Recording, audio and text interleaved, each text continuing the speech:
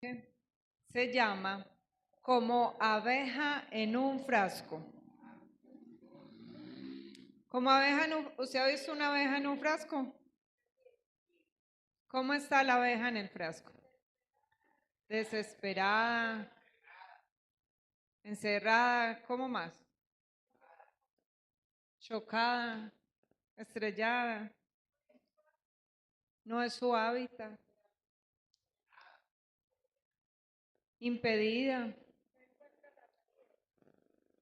Bueno, este es un dicho que hace una comparación con una persona que, al igual que la abeja que está dentro del frasco, está confundido, está atrapado, es alguien que zumba o que da vueltas de un lado a otro sin saber qué hacer, alguien que está dando tumbos sin encontrar la salida, alguien que no entiende lo que está pasando, que sabe cómo llegó al frasco, pero que no sabe cómo va a salir. Y que como no sabe cómo va a salir, se desespera. ¿Y por qué se desespera? Porque no sabe quién la metió al frasco, ni qué está pensando hacer la persona que la metió al frasco con ella, ¿cierto? Porque no siempre que una abeja está metida dentro de un frasco es porque ya se va a morir. A veces uno quiere ayudarle a un animalito y lo único que encuentra es un frasco para poder atrapar la abejita y devolverla a su hábitat natural. ¿Ha hecho usted alguna vez eso con un animalito? ¿O usted de los que ve un bichito y lo estripa? No, a mi casa entran muchos bichitos y yo hago hasta lo imposible por cogerlos y sacarlos de nuevo a los arbolitos. Lo hago por dos cosas, porque me da pesar del bichito y porque el gato lo come. Y si el gato lo come, terminamos en el veterinario, con el bolsillo encogido. Entonces, porque si el animalito supiera que esa persona que la metió al frasco no está pensando hacerle daño, sino que está pensando hacerle un bien, no se desesperaría. Pero como no conoce las intenciones de la persona que la metió al frasco, se desespera. ¿Alguna vez usted se ha sentido como la abejita en el frasco, desesperado por no saber qué hacer? Sí, se ha sentido así como atrapado, como sin salida, dando tumbos de un lado para otro sin saber qué hacer. Y entonces en ese momento, ¿dónde está Dios? En su vida. En ese momento, ¿dónde está el alfarero? Recuerda que lo que el Señor nos habló el domingo es que nosotros no nos dejamos moldear porque no confiamos y no conocemos al alfarero que nos llamó, que nos está formando y que nos está puliendo, que no quiere dejarnos como un simple tiesto, como un simple cacharro, sino que quiere moldearnos hasta que lleguemos a ser una hermosa y preciosa vasija de cerámica. La iglesia hoy tiene un problema muy grande y es que la iglesia no conoce a Dios. ¿Qué es lo que usted y yo necesitamos con urgencia? Conocer a Dios. Y vamos a ir al Evangelio de San Juan, al capítulo 17, al versículo 3.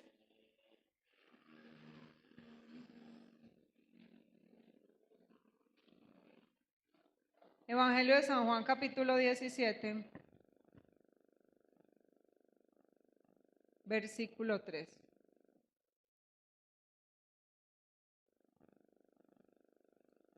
Leemos la palabra en el nombre del Padre, del Hijo y con la guía de su Santo Espíritu. Yo tengo la nueva versión internacional. Y esta es la vida eterna, que te conozcan a ti, el único Dios verdadero, y a Jesucristo a quien tú has enviado. Yo te he glorificado en la tierra y he llevado a cabo la obra que me encomendaste. Y ahora, Padre, glorifícame en tu presencia con la gloria que tuve contigo antes de que el mundo existiera. Amén. Padre, gracias, Señor, por hablarnos una vez más. Gracias por tu palabra. Gracias por tu Santo Espíritu, que es el que nos guía a toda verdad. Y te rogamos, Señor, que en esta noche tu Santo Espíritu abra nuestro entendimiento, nos guíe a tu verdad y que de esa necesidad que tenemos como iglesia de conocerte, Señor, sea saciada a través de tu palabra, que es la verdad para nosotros. tu palabra que es la verdad completa, que es la verdad eterna, que no cambia y que no se transforma. Háblanos, Señor, y que nosotros podamos recibir con gozo, con alegría, con entendimiento tu palabra y que podamos ponerla por obra. A ti damos toda la gloria en el nombre de Jesús. Amén.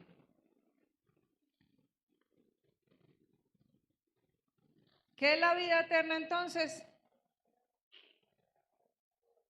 Conocer al Padre y conocer a Jesús. Que te conozcan a ti, dice Jesús. Esta es la vida eterna, que te conozcan a ti, el único Dios verdadero, y a Jesucristo, a quien tú has enviado. Mire, muchas veces hablamos y no entendemos qué es lo que hablamos.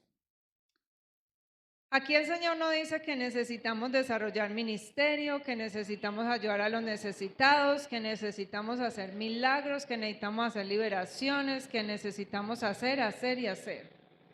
Esta palabra yo la uno a la palabra cuando el Señor dice, en aquel día me dirán, Señor, en tu nombre hicimos milagros, en tu nombre sanamos enfermos, en tu nombre, hicimos, y yo les diré, yo no los conozco a ustedes. ¿Por qué? Porque ustedes no quisieron conocerme a mí.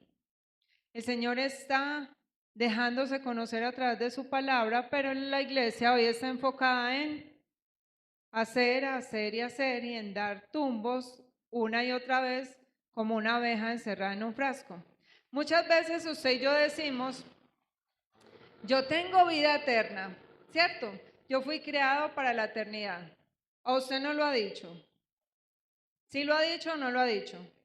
Si no lo ha dicho es porque usted todavía no ha entendido que fue creado para la eternidad. Nosotros fuimos creados y diseñados para vivir por toda la eternidad. Nuestra alma fue creada para vivir por la eternidad.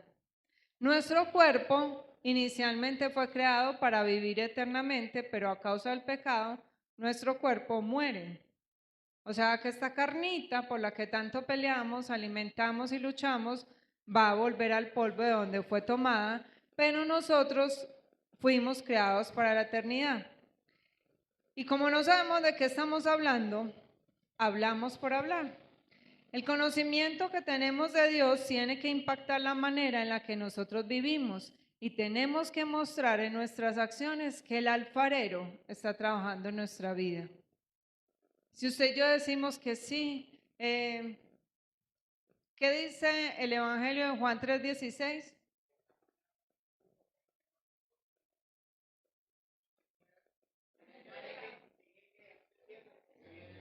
Más tenga que, ¿y qué es la vida eterna? Pero nosotros conocer a Dios, esa es la vida eterna. Necesitamos estar preparados nosotros para presentar al alfarero. Porque si usted y yo presentamos a un alfarero que no es el de la Biblia, entonces la gente no va a querer acercarse al alfarero que nos está moldeando porque va a decir, no, esas vasijas tan chuecas que hace ese alfarero. Eso lleva como 20 años metido ahí en esa alfarería y no cambia. Sigue siendo un simple cacharro. Amén, no hay allá ahí. La carta a los Efesios, vamos a ir a la carta a los Efesios. A ver qué nos dice el hermano Pablo. La carta a los Efesios, el capítulo 4, el versículo 11.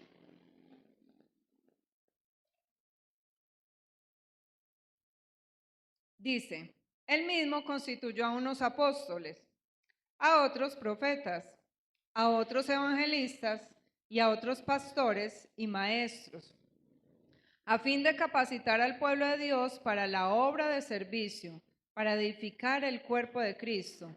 De este modo todos llegaremos a la unidad de la fe y del conocimiento del Hijo de Dios, a una humanidad perfecta que se conforme a la plena estatura de Cristo. Así ya no seremos niños zarandeados por las olas y llevados de aquí para allá por todo viento de enseñanza y por la astucia y los artificios de quienes emplean artimañas engañosas.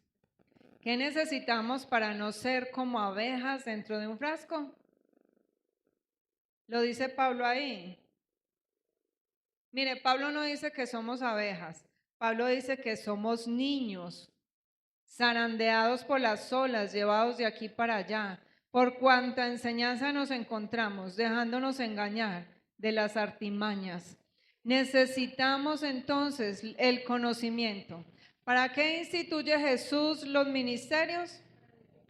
Para capacitar al pueblo de Dios, para la obra del servicio, para edificar el cuerpo de Cristo. Mire, dice, que a unos constituyó apóstoles, a otros profetas, a otros evangelistas, pero lo último que dice es, a otros pastores y maestros. El pastor tiene que ser un maestro de la palabra. Y es obligación, trabajo del pastor, enseñar la palabra de Dios, capacitar. Pero es obligación de las ovejas aprender, acercarse, no conformarse a lo poquito que se recibe aquí.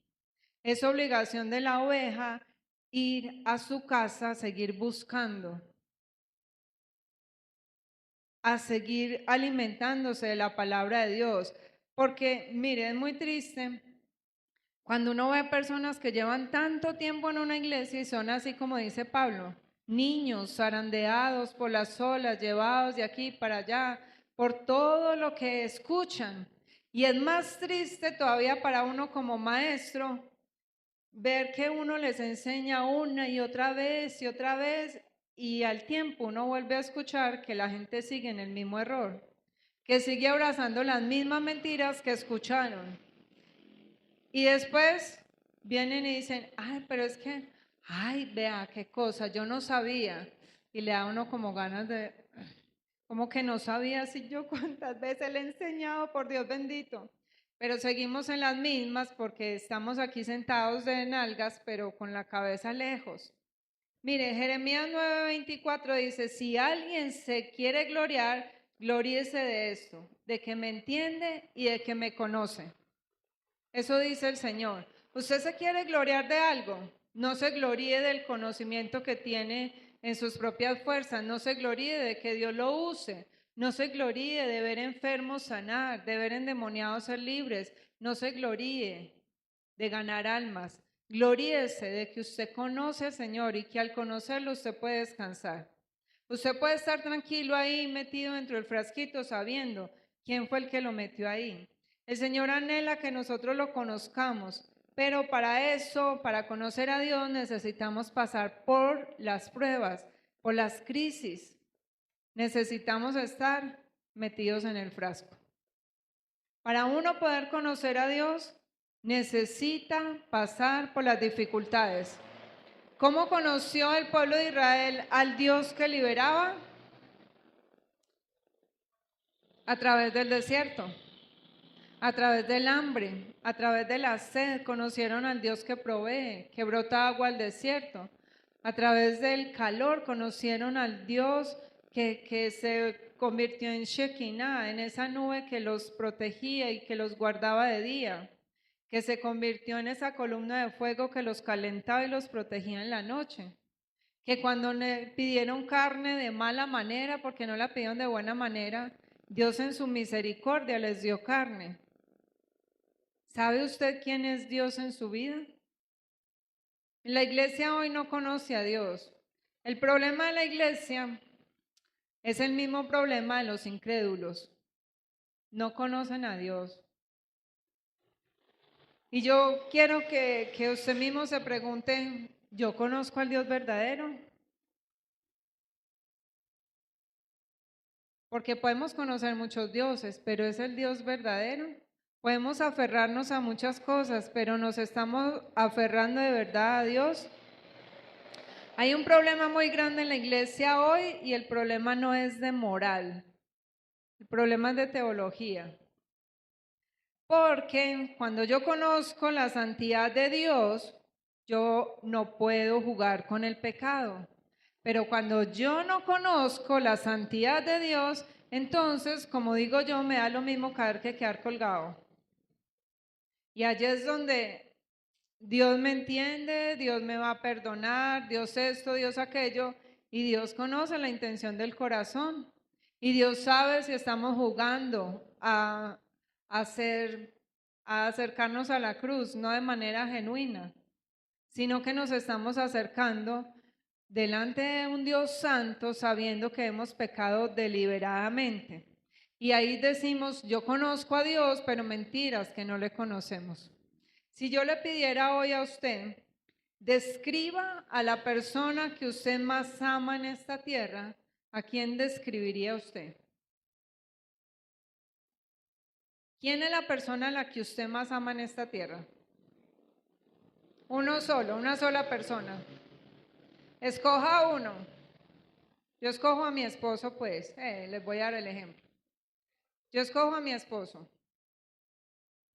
Y si yo lo pudiese describir, yo lo puedo describir como un hombre que ama a Dios, pero aparte de que ama a Dios, me ama a mí. Un hombre que me ha tenido mucha paciencia, un hombre que me ha consentido, que me ha perdonado, que, que es detallista, aunque no con cosas materiales, sino que él sabe cómo llegarme con sus detalles. Y yo lo escribiría de ese modo y lo puedo escribir de ese modo porque llevamos 25 años casados, casi 26 años casados. Hemos pasado por muchos momentos difíciles y por muchos momentos buenos. Yo lo puedo describir porque yo lo conozco. ¿Puede usted describir a ese Dios que dice que conoce y que ama? ¿Y puede decirme puntualmente cómo se ha manifestado Dios en cada etapa de su vida? Si no lo puede hacer, si no se le viene nada rápido a su mente, aquí tenemos un problema. Y es que estamos hablando muy bonito, pero no estamos viviendo nada. Cuando yo no conozco la fidelidad de Dios, yo vivo ansioso. Yo vivo abrazando las cosas del mundo. ¿Sabe usted que nuestro Dios es fiel? Están como asustados. ¿Por qué nos desesperamos cuando entramos en crisis económica? ¿Por qué nos desesperamos cuando no vemos la provisión? ¿Sabe usted que nuestro Dios es sanador? ¿Por qué nos desesperamos cuando nos enfermamos y creemos que nos vamos a morir? Para morirnos nacimos. El problema no es morirnos, el problema es que nos vamos con el Señor, que vamos a presentarnos delante de Él y que Él es quien nos va a juzgar. ¿Conoce usted la gracia de Dios? Si usted conoce la gracia de Dios, ¿por qué se siente tan inmerecedor y tan insuficiente? Mire, Dios tiene un tiempo para cada uno de nuestros problemas.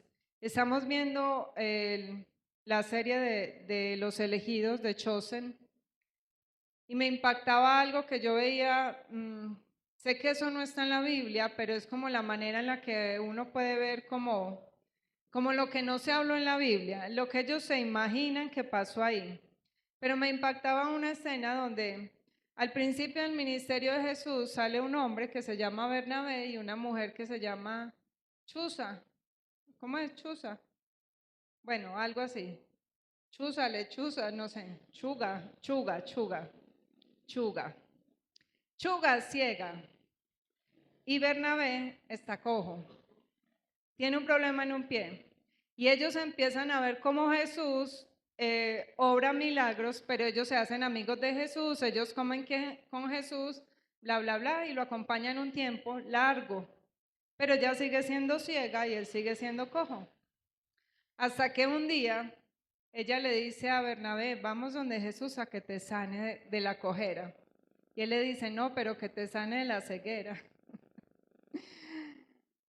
Y finalmente se presentan delante de Jesús y yo digo, ¿por qué después de tanto tiempo, por qué Jesús no los sanó de primeras a ellos? Porque ellos querían apoyar el ministerio, ¿por qué no los sanó primero a ellos?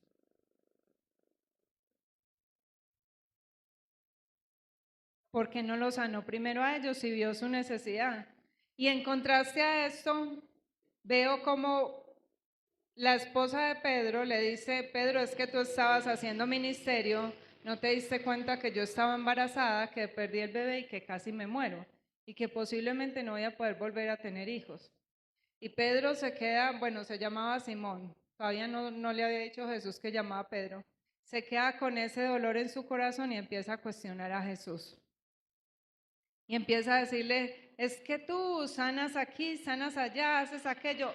Y yo que he caminado contigo, yo que estoy contigo apoyando tu ministerio, yo que soy tu discípulo, y tú no te has dado cuenta de mi sufrimiento, el de mi esposa y no sé qué. Y el Señor en su amor y en su misericordia le dice, sí, yo me di cuenta, yo me di cuenta.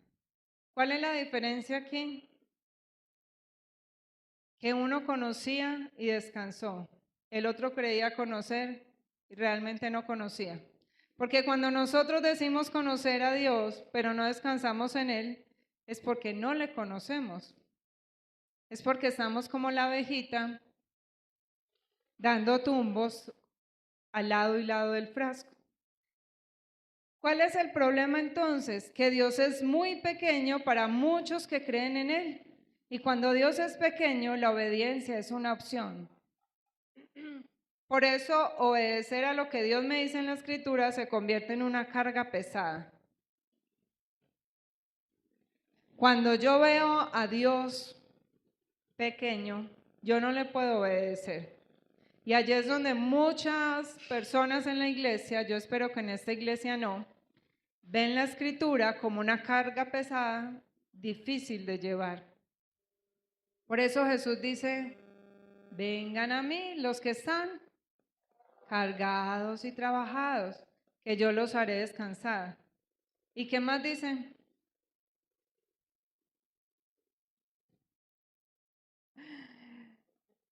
Lleven mi yugo, mi carga es fácil y ligera de llevar. Llevar.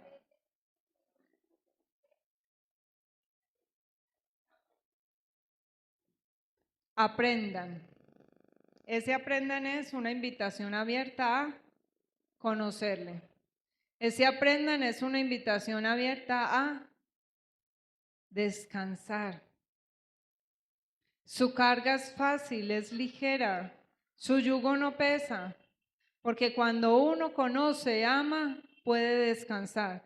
Pero cuando uno conoce de palabras solamente, de conocimiento en su cabeza, uno no puede descansar. Y allí es donde uno dice, y he escuchado, alguien me decía, es que viene no sé quién a mi casa, y ese hacía brujería y no sé qué, y ese... Y entonces ya está sugestionada la persona porque va a llegar Satanás y entonces el Dios que yo tengo es tan chiquito que Satanás va a sobrepasar a ese Dios chiquito que yo tengo, entonces ya Dios no me va a cuidar y yo ya entré en pánico.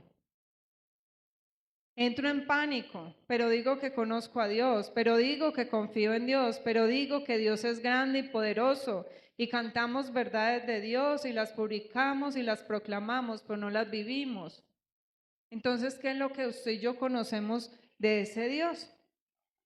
Cuando yo no conozco a Dios, cualquier cosa me desespera. Por eso un Dios pequeño produce cristianos débiles en la fe. Un Dios pequeño produce cristianos débiles en la fe. Y cuando yo tengo distorsiones de quién es Dios, yo voy a crear primero a un Dios terapéutico. ¿Qué es un Dios terapéutico? El Dios que me va a sanar, el Dios que me resuelve los problemas, el Dios que hace posible lo imposible. Ese es el Dios terapéutico. Ese Dios produce en nosotros una fe superficial. Porque muchas veces nuestra fe no es en Dios, sino que nuestra fe es en nuestra fe. Yo no confío en Dios, sino que confío en la fe que yo tengo en Dios. Y yo sé, y yo sé, y yo sé. pero estamos creyendo es en nuestra fe. Cuando yo tengo distorsión de quién es Dios, yo voy a crear un Dios emocional. Un Dios emocional es el Dios que es paz y amor, que satisface mis inseguridades y mis miedos. Y mi fe se convierte en una fe vana que produce una adoración muy ligera.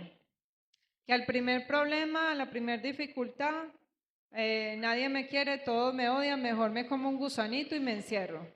Entonces estoy en depresión, estoy en ansiedad y voy al médico porque necesito la pastilla que me ayuda a dormir, porque yo no puedo dormir.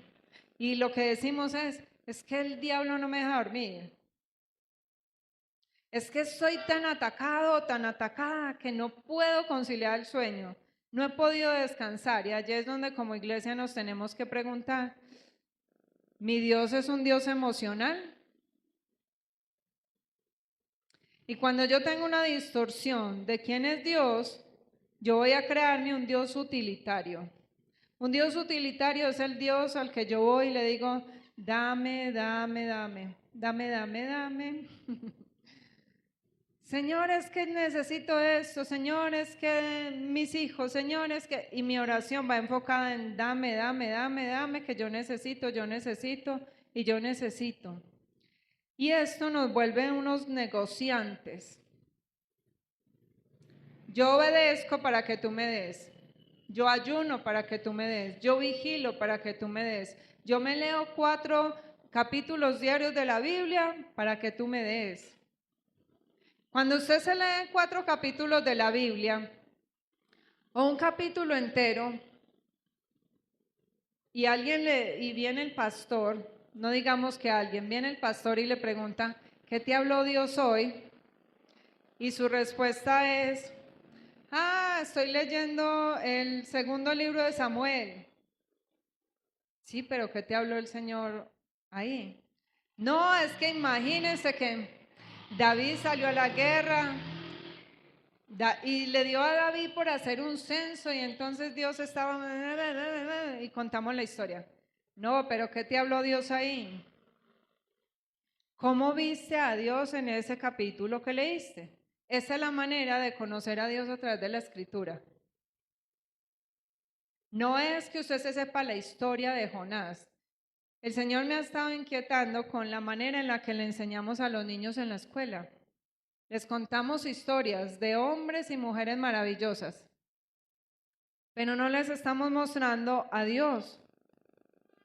Al Dios que sacó a Jonás del pez de la ballena, al Dios que redimió a Esther, al Dios que redimió a Ruth. No les estamos contando a ese Dios maravilloso, grande y poderoso, solamente le estamos contando historias de hombres y mujeres y eso no es lo que el Señor nos quiere hablar a través de la palabra. Amén. Usted y yo necesitamos ser genuinos con Dios y reconocer que muchas veces lo hemos visto y lo hemos buscado solamente para servirnos de Él. No lo hemos buscado porque Él es digno de adoración. Porque usted y yo podemos decir, no, pero ¿cómo le ocurre decir que yo no conozco a Dios o que yo lo veo como un Dios utilitario, como un Dios terapéutico, como un Dios emocional? Si yo lo busco con todo el corazón. Mire, si algo quiere Dios de nosotros es que seamos genuinos, es que podamos abrirle el corazón y decir, Señor, sí, muéstrame lo que yo no puedo ver. Muéstrame de qué manera yo te he estado buscando, muéstrame de qué manera yo te veo. Muéstrame cómo es que yo te he servido. Muéstrame que hay equivocado en mi oración, Señor. Corrige mi oración. El Señor ha estado inquietándome de la manera en la que oramos. Oramos cuando tenemos un conflicto, una dificultad, para que Dios la solucione, ¿o no? ¿Usted cómo ora? Señor, te doy gracias por todo, por esta dificultad. Gracias en todo. Amén. Señor, pero mire, cuando usted y yo estamos en un momento de dificultad, la oración tiene que ir enfocada a que usted y yo nos podamos someter a la soberanía de Dios. Porque si no estamos desesperados, dando tumbos dentro del frasco, como la abejita loca, dando tumbos y tumbos dentro del frasco. Pero cuando decimos, Señor, sé que tú eres soberano y que tú tienes cuidado de la arañita que está en un rincón tejiendo una telaraña, al igual que tienes cuidado de la gente que está por allá en medio de la guerra, porque tú eres un Dios grande. Entonces la oración tiene que ir enfocada a ayúdame, Señor, a ver tu soberanía y a someterme a tu soberanía y a esperar tu tiempo en mi vida. Guíame y direccióname para que yo pueda acercarme a ti y tomar decisiones en tu voluntad y no en la mía y no en mi desespero. Amén. Oseas 4:6 dice que mi pueblo es destruido por falta de conocimiento. ¿De cuál conocimiento? De Dios. De Dios. El pueblo, diga, yo como pueblo soy destruido porque me falta conocimiento de Dios. Jeremías 2:13. Vamos a leer a Jeremías 2:13.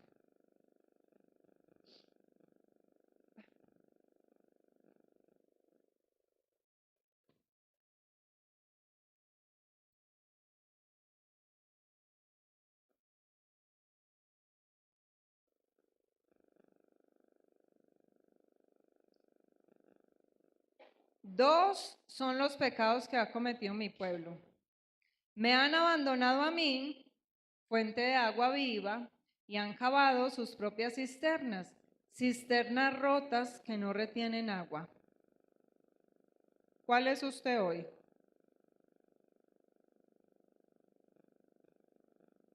¿Está usted en el Señor bebiendo de su agua viva? ¿O se ha convertido su vida en una cisterna rota que no retiene agua? Cuando yo pongo a Dios en segundo lugar, yo estoy cavando una cisterna. Yo estoy convirtiéndome en una cisterna porque estoy buscando gozo, placer, paz, complacencia en otras cosas. Ejemplo, ¿en qué cosas puedo yo buscar gozo, tranquilidad, paz, complacencia? ¿En el trabajo? ¿En el dinero? ¿En los hijos? ¿En los juegos? ¿En el servicio? ¿En el cuerpo? ¿En las redes? ¿En la pereza? Mire, cuando yo amo a Dios, congregarme no es algo que chulear. Congregarme no es una añadidura, es un placer y es un gozo, es un deleite. Porque aquí en la congregación yo veo el amor de Dios a través de cada uno de mis hermanos. Y yo entiendo que Cristo me salvó no solo a mí, sino que salvó a mis hermanos. Aquí en la congregación yo aprendo a tener paciencia. ¿O no? Yo no sé ustedes, pero el Señor me ha moldeado la paciencia no solo con los hijos, sino con la congregación. Cuando uno enseña, como les estoy diciendo, y después escucha que están repitiendo todo al revés, no vayan a ser como mi hijo, que yo le dije, amor, venga, le explico un refuerzo de álgebra que tiene que hacer. Y él me decía, sí, ma, y se sentó conmigo, pero yo lo miraba y yo sabía que su cabecita no estaba entendiendo nada porque sus ojos estaban, así como a veces los veo ustedes aquí, sentados y con los ojos para todos lados menos. Pues, ¿cómo les parece que hoy le tocó sustentar la evaluación, el proyecto? Él no tiene celular, pero se buscó un celular y me dijo, me tomó una foto al tablero. Mami, ayúdame con esto. Ayúdame con esto. Eran 2 puntos de la evaluación. Yo le dije, vea, hay un punto que entiendo, el otro no sé. Entonces buscamos al ChatGPT y el ChatGPT me dio la respuesta, yo la mandé. Si le quedó buena o mala, no sé. Pero eso frustra. Eso frustra. ¿Y sabe qué más frustra?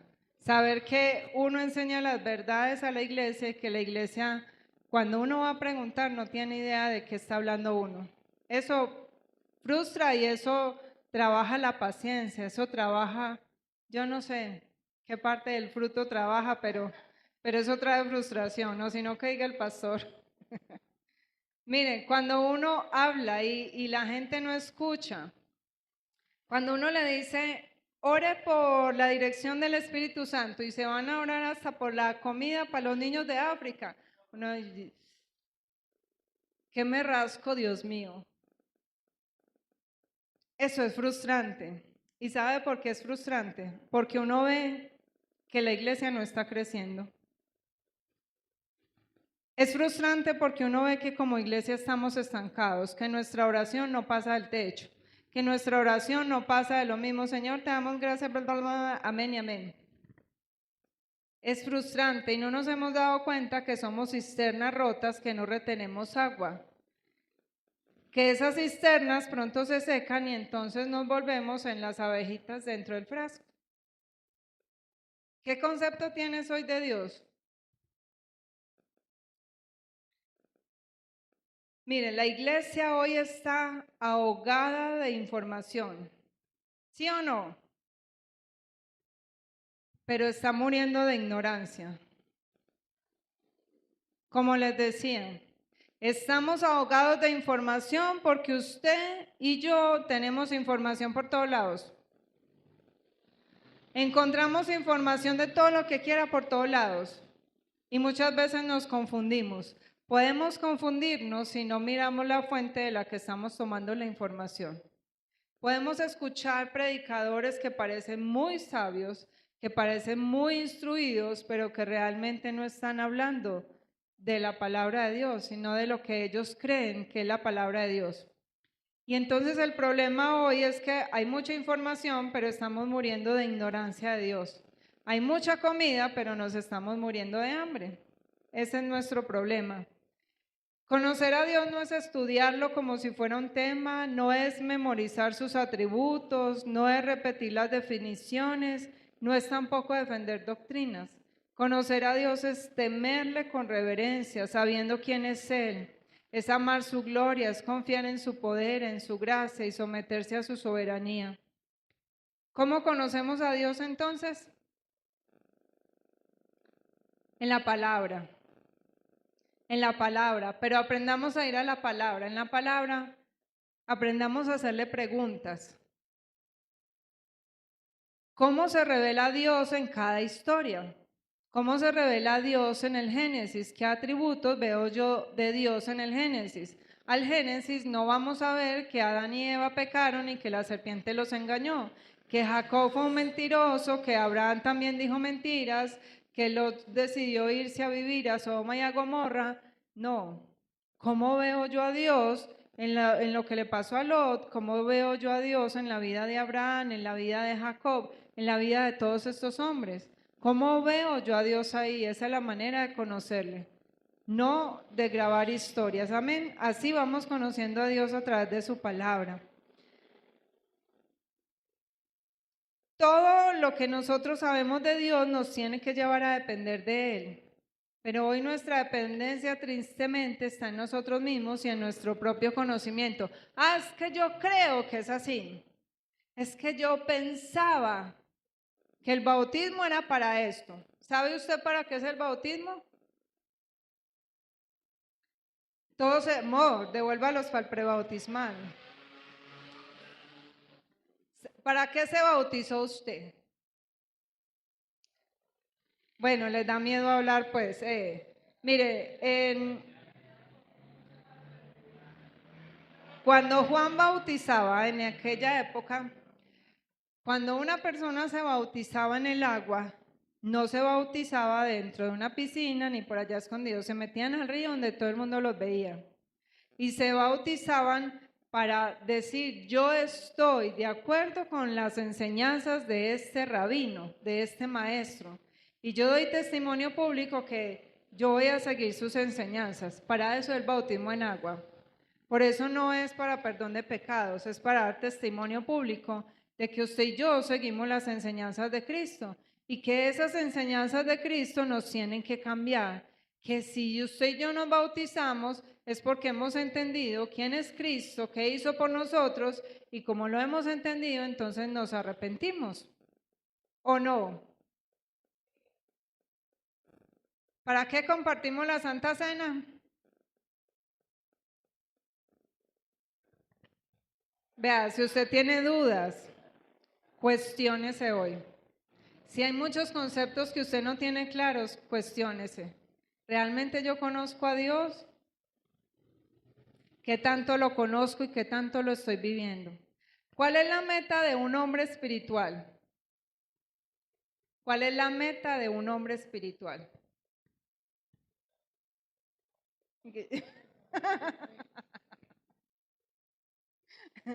La meta del que corre es ganar, ¿cierto? La meta de un hombre espiritual, diga conmigo, conocer a Dios y ser transformado por Él. ¿Usted es espiritual?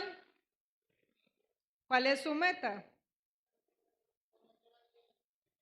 Conocer a Dios y ser transformado por Él. Guillermo, ¿usted es espiritual? ¿Cuál es su meta? No, deje, ¿sí ven? Mire, vea. Mire, vea. ¿Se acuerdan de lo que les acabo de contar de Felipe? La meta de un hombre, una mujer espiritual es conocer a Dios y ser transformado por Él. Conocerlo y ser transformado por Él. No más. No más. Mire que lo que les estoy diciendo no es mentira. No prestamos atención y eso frustra. Me frustra, me estresa, me frustra, me estresa. Miren, ¿conoce usted a Dios? ¿Sí o no? Entonces, ¿por qué vive ansioso, angustiado, deprimido, como una abeja en el frasco? Mire, el conocimiento de Dios funciona en 3 dimensiones. Primero, diga conmigo, la intelectual. Intelectual, el intelecto, conocer su verdad. Porque si yo no conozco la palabra de Dios, entonces ¿cómo voy a ser transformado, cierto? La segunda es la volitiva. ¿Qué es volitiva? Es confiar, es obedecerlo y es adorarlo en función a esa verdad que yo sé. Esa tiene que ver con la voluntad. Entonces, volitiva es de voluntad. ¿Listo? Yo lo conozco, él viene al intelecto, me da el conocimiento a través de la palabra. Ese conocimiento transforma mi voluntad. Entonces yo ya no hago lo que quiero, sino lo que Dios quiere. Y la tercera área es la moral. Cuando yo tengo en la mente y en la voluntad, entonces yo voy a accionar en la moral. ¿Cómo? Practicando la justicia y el amor. Y si falta uno de estos 3, entonces yo me tengo que evaluar. Porque el que conoce a Dios cumple el primer mandamiento. Amar a Dios sobre todas las cosas, ¿con qué? Con toda mi mente, con toda mi alma, con todo mi corazón y con todas mis fuerzas. Con todo, con todo. Conocer a Dios es adorarlo mejor. Decimos conocerle y si así es, ¿estamos usted y yo preparados para dar respuesta a todas las preguntas, las acusaciones, los señalamientos y todo lo que viene de afuera? Pero ¿estamos preparados para dar respuesta conforme la Biblia y la verdad de la palabra? ¿O estamos preparados es para defendernos? Porque muchas veces estamos preparados para defender lo que nosotros pensamos, mas no la verdad de Dios. Para cortar orejas, pero no para enseñar en amor. Yo no veo a Jesús cortándole la oreja a alguien que no quería escuchar, ni sacándole un ojo a alguien que no quería cambiar. Me daba mucha risa ver que Mateo, el Mateo de Chosen, pareciera que tiene autismo. Tiene autismo. Entonces, cuando él escucha que Jesús dice que si tu ojo te hace pecar, ahí sácatelo. Y él dice es que, Señor, pero entonces van a haber muchos tuertos. Y así a veces no entendemos nosotros la palabra, no entendemos la palabra de Dios. Y estamos defendiéndonos de la gente, mas no presentando la verdad del Evangelio. hay algo que tenemos que hacer clic en la forma de evangelizar que tenemos. Nosotros, y mi esposo lo decía el domingo, que escuchábamos a alguien que qué bueno que la iglesia iba creciendo porque alguien que recibió un milagro de parte de Dios empezó a hablarle a otros, venga, venga, venga, y empezó a juntar, entonces la iglesia empezó a crecer. Mi esposo decía, ese uno a uno es lo que se ha perdido. Y yo le decía, sí. Yo no le dije eso es para los nuevos, no. Yo le dije eso lo hace uno cuando está nuevo y está en el primer amor. Cuando uno ya está viejo aquí sentado, pierde el primer amor y se vuelve justiciero. Porque en vez de mirar con amor y misericordia a las personas, estamos mirando cómo atacar su moral, cómo atacar sus acciones, cómo defendernos, pero no estamos mirando cómo presentarles al Dios que nos cambió y nos transformó. ¿Por qué? Porque realmente no hemos sido ni cambiados ni transformados. Amén. Nuestro Dios es el creador y el sustentador de todos y de todo. Él es eterno, Él es infinito, Él es inmutable, en su poder y en su perfección, en su bondad y en su gloria, en sabiduría, en justicia y en verdad. Y nada sucede si no es a través de Él y por su voluntad. Esta es la confesión de fe de Westminster de 1846. De 1648, perdón, me volteé los números. De cuando empezó la reforma, la confesión de fe de Westminster. ¿Qué quiere decir esto? Que Dios todo lo sustenta. Tu vida está sustentada en las manos del Señor. Sus promesas no dependen de mí, sus promesas dependen de Él. Eso es tener un Dios inmutable, un Dios que no cambia. Tenemos un Dios que lo trasciende todo, que es alto, que está lleno de gloria, pero que también ese Dios es personal y es mi papá. ¿Usted ve a Dios como papá o lo ve como un padrastro? ¿Un padre bueno o un padre malo? ¿Por qué nos da miedo acercarnos a Dios como padre? ¿Por qué nos sentimos tan poco amados, tan inmerecedores? Eso es algo que tenemos que evaluar. Mira, hay tantas cosas maravillosas en Dios que es un desperdicio invertir más tiempo en otras cosas que en Él, pero aún así lo estamos invirtiendo. El conocimiento que tenemos de Dios afecta directamente todas las áreas de mi vida. Así es que la manera en la que yo vivo muestra qué tanto o qué tan poco yo conozco a Dios. ¿Usted quiere saber si le conoce mucho? Mire sus gustos, mire en qué invierte su tiempo, mire cuáles son sus anhelos, cuáles son sus sueños. Y de esa manera usted se va a poder dar cuenta cuánto le conoce de verdad. Porque si algo que tú estás planeando hacer te aleja de Dios, eso no viene de Dios. Si usted quiere más tiempo con Dios y le ofrecen un empleo en el que va a tener que trabajar muchas horas, va a estar muy cansado, ¿dónde están los sueños y los anhelos que usted tiene de meterse con el Señor? Si en vez de darle más a Dios, antes le va a quitar. Hay algo que como consejero uno anhelaría, y es que todo el que venga a pedir una consejería, una ayuda, conozca a Dios. Porque si el que necesita esa ayuda conoce a Dios, en 2 reuniones se soluciona todo. Porque no va a poner la esperanza en el consejero, sino en Dios.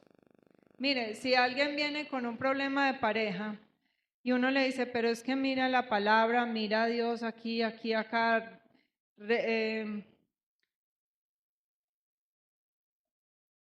me fue la palabra. Rebobina tus acciones y mira cómo estás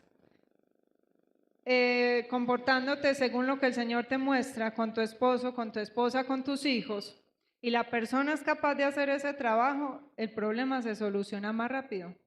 Pero si hay orgullo, si yo sé que tengo que perdonar, pero yo digo no, no y no y no, Entonces, ¿a qué voy a buscar consejo? Muchas veces vamos buscando oraciones sabiendo que no estamos dispuestos a dar pasos de obediencia y de fe.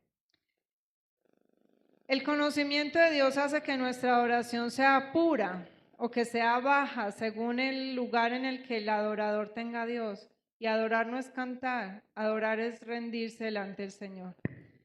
Conocer a Dios es vivir en paz y vivir con gozo sin importar las dificultades que tengamos. Cuando usted tiene una dificultad, ¿a quién acude primero? Al teléfono. ¿A quién llamo? ¿A quién le digo que ore por mí? ¿Está mal pedir oración? No. Está mal ir primero a pedir oración sin haber ido nosotros primero a Dios. Por eso les digo que no vemos a Dios como papá. Porque primero vamos buscando soluciones en otro antes que acudir a Él. Nuestro primer lugar seguro, confiable, donde tenemos que ir es a Dios. Ahora no sé qué diciendo, ay no, yo ya no voy a llamar a pedir oración. No, no sea egoísta y no malinterprete lo que uno enseña. Primero vaya al Señor y el Señor lo va a direccionar a quien pedirle oración. Porque usted puede decir, voy a buscar a la hermana Berta, que es la de la intercesión. Y resulta que la hermana Berta en ese momento está trabajando y no puede orar por usted. Y mientras ella ora por usted, usted ya murió. Por eso vaya primero al Señor, el Señor lo va a direccionar. Vea, llame a Beto. Beto está por allá desocupado y va a poder orar por usted. ¿Sí o qué, Beto? No está mutilando peludos por allá y va a orar por usted. Acuérdese que nuestro Dios es inmutable y que ese Dios que abrió el mar no ha cambiado. ¿Qué es inmutable? Inmutable es que no cambia. Si Dios abrió el mar para el pueblo de Israel en el desierto, ¿será que no lo puede abrir para nosotros? Sí. Si Dios le dio alimento a las multitudes, ¿será que no va a dar alimento a mi casa? Si Dios acalló el mar, ¿será que no va a traerme paz en medio de la tormenta? Mire, cuando yo conozco a Dios no me importa lo que pase, porque sé que lo que está pasando malo, eso va a pasar. Que eso va a pasar, Dios es soberano. Y yo no voy a estar eternamente enfermo. Van a pasar dos cosas, o me alivio o me muero. O me alivio para esta tierra o me alivio para el Señor. Los problemas son temporales, son pasajeros. Pero nosotros nos ahogamos y empezamos a revolcarnos en el frasquito. Nuestro propósito es conocer, adorar y vivir para Dios, es confiar y es descansar en Él, es abandonarnos por completo en Él. Porque aquel que nos llamó tiene pensamientos de bien para nuestra vida. Él nos va a transformar cada día y no importa cuán ahogados nos sintamos, yo sé que el que me llamó, el que me eligió, el que tuvo misericordia de mí, el que me permitió entrar en el frasco, no para desorientarme ni para dejarme solo, sino para moldearme a su imagen y en todas las áreas, ese Dios no ha cambiado. Ese Dios sigue siendo bueno. Ese Dios sigue siendo santo y sigue siendo justo. Y que conforme a lo que yo conozco de Dios cada día, yo voy siendo transformado. Amén. Más dulce que la miel son las palabras del Señor, que cambian y que transforman a todo aquel que se acerca a Él y que le busca de todo corazón. ¿Estamos dispuestos nosotros a dejarnos transformar? ¿Cómo nos vamos a dejar transformar? Conociéndolo a Él. Él es la vida eterna. Él es la vida eterna, conociéndole. Pídale al Señor que le enseñe de nuevo a leer la Biblia, que le enseñe de nuevo a orar, que le enseñe de nuevo, que cambie todas las mentiras que tenemos aprendidas y que nos imprima su verdad a través de la palabra. Esa no va a llegar con una varita mágica. Esa llega a medida que usted y yo nos exponemos delante del Señor, a medida que usted y yo, las verdades que vamos aprendiendo de Él, vamos dejando que ellas transformen nuestra vida. Amén. Para que así dejemos de ser como esas abejitas metidas en un frasco, desesperadas, ahogadas. Cuando venga la ansiedad y la desesperación a su vida, que van a venir porque somos de carne y hueso, Recuerde que nuestro Dios nos da paz y que nos da gozo aún en medio de la tormenta. Que el fruto del Espíritu Santo es gozo, paz. Gozo no es que nos tengamos que reír, gozo es que descansamos en medio de las dificultades. Paz no es que no pase nada malo, paz es saber que allí en medio del foso de los leones Él está conmigo, que allí en medio de la tormenta Él está conmigo. Amén. Que nuestro Dios es eterno, que es inmutable y que es poderoso. Padre, y te damos gracias, Señor. Gracias por revelarte a nosotros. Gracias por dejarnos conocerte. Gracias, Señor, por mostrarnos a través de tu palabra que tú anhelas que nosotros te conozcamos. Tú anhelas, Señor, que nos llenemos de tu verdad, pero también anhelas que esa verdad nos cambie, que nos transforme. Y esa obra la hace solamente tu Espíritu Santo en nuestra vida. Señor, renueva nuestro entendimiento. Renueva, Señor, todo aquello que hemos aprendido y que está viciado de las cosas del mundo, la manera en la que te vemos, la manera en la que oramos, en la que nos acercamos a ti, la manera en la que hemos aprendido a servirte, buscando la aprobación, tal vez buscando, Señor, la salvación a través del servicio, del mucho que hacer. Perdónanos porque muchas veces hemos anhelado los dones, no para glorificarte a ti, no para que el mundo te vea a ti, sino para que nos vean a nosotros. Perdónanos, Señor, las veces que hemos anhelado ser usados, no para tu gloria, sino para nuestra gloria. Pero tal vez no lo hemos visto, Señor, y nos hemos camuflado a través de las muchas mentiras y de las muchas excusas. Perdónanos, Señor, porque tú quieres dejarte conocer de nosotros, pero nosotros no nos hemos acercado de una manera genuina, de una manera sencilla y humilde delante de tu presencia. Tú eres un Dios tan bueno, tan santo, tan sabio y tan misericordioso. Nosotros anhelamos, Señor, como iglesia, ese despertar espiritual. Anhelamos, Señor, esa transformación de nuestra vida. Anhelamos que aquello que sabemos de ti podamos ponerlo por obra en nuestra vida. Transforma nuestro entendimiento, nuestra voluntad y nuestra vida para dar testimonio vivo de ese Dios que nos ha llamado, de ese Dios que nos sigue cambiando, que nos sigue moldeando y que nos sigue transformando. A ti, Señor, damos muchas gracias y te rogamos en el nombre de Jesús que podamos abrazar tu palabra, que podamos, Señor, rendir fruto de lo que tú nos estás entregando y que podamos también cumplir esa gran comisión de ir y hacer discípulos, de enseñarle a otros lo que tú nos has enseñado, de mostrarle a otros que ese Dios que nos rescató sigue rescatando, ese Dios que nos cambió y nos transformó sigue cambiando y transformando, que ese Dios que nos llamó aún sigue llamando más y más personas a su presencia, a adorarte, a gozarnos en ti, Señor, y a rendir nuestra vida. Gracias, porque tú nos amas tanto que no nos dejas como nos encontraste, sino que nos vas modelando, nos vas puliendo y nos vas transformando. Por eso a ti, solo a ti damos toda la gloria, damos toda la honra y damos toda la alabanza, porque solo a ti pertenecen, Padre, en el nombre de Jesús. Amén.